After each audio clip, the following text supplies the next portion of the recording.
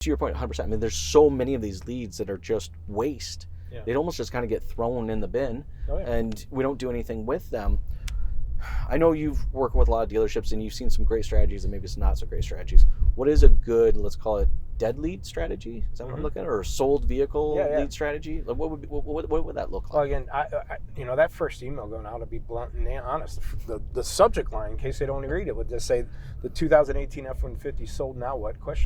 And then that's my subject line. And then again, the email is going to say, that vehicle's no longer available. Obviously, if you're acquiring a truck, you're going to have to buy something else. So you open other makes and models, other colors, and give them some examples. And not just, I know, like, I'll call one out. Vent Solutions does a decent job at this, to where you can create an email template that says insert similar vehicles. Yes. The problem with that, it's going to pick trucks. So it might send them an F-350 when they're interested in an F-150. Or if it runs out of trucks, it picks your oldest car, and that might be a Malibu, and so you're sending them an F-350 and a Malibu when they were interested in an F. So you're just going to have to take the reins on yourself. And they might improve that. There might be another CRM that does a better job at that. Sure. I'm not sure.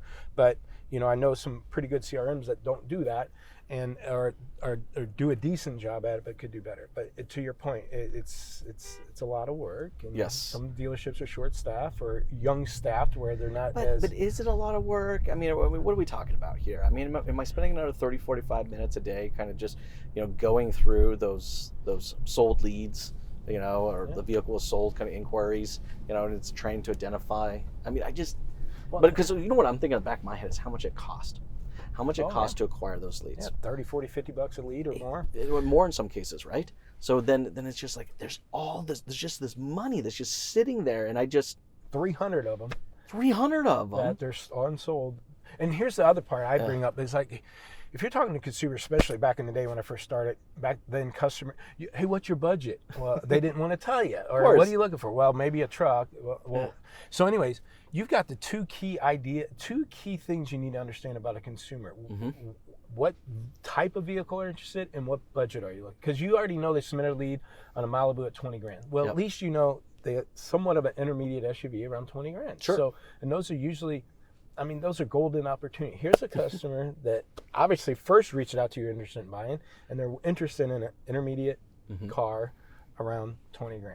What do you got? And so, again, that's pick and choose and actually present them. We do it on the showroom floor time and time again. That's true. When they're in the showroom, we 100% do that. But we don't do it in the CRM.